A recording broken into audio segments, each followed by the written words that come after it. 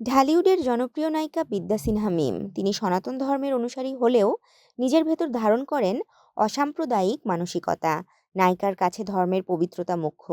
ধর্মীয় সম্প্রীতির উদাহরণ হিসেবে তাই প্রতি বছর প্রথম রোজায় পরিবারের সঙ্গে ইফতার করেন তিনি।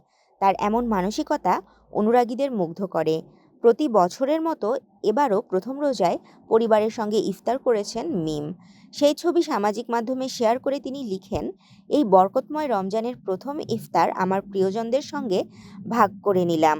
সুন্দর মুহূর্তগুলোর জন্য কৃতজ্ঞ। নিজের এই অসাম্প্রদায়িক মানসিকতা প্রসঙ্গে মিম বলেন, প্রথম রোজা সবসময় আমার কাছে স্পেশাল। আমি মানুষ হিসেবে অসাম্প্রদায়িক চেতনায় বিশ্বাসী। আমার পরিবারও তাই। ঈদ উপলক্ষে একাধিক প্রতিষ্ঠানের ফটোশুটে অংশ নিয়েছেন এই অভিনেত্রী। এদিকে মিম অভিনীত একাধিক সিনেমা রয়েছে মুক্তির অপেক্ষায়। তাশরিফা তৃষা, তরঙ্গ টিভি।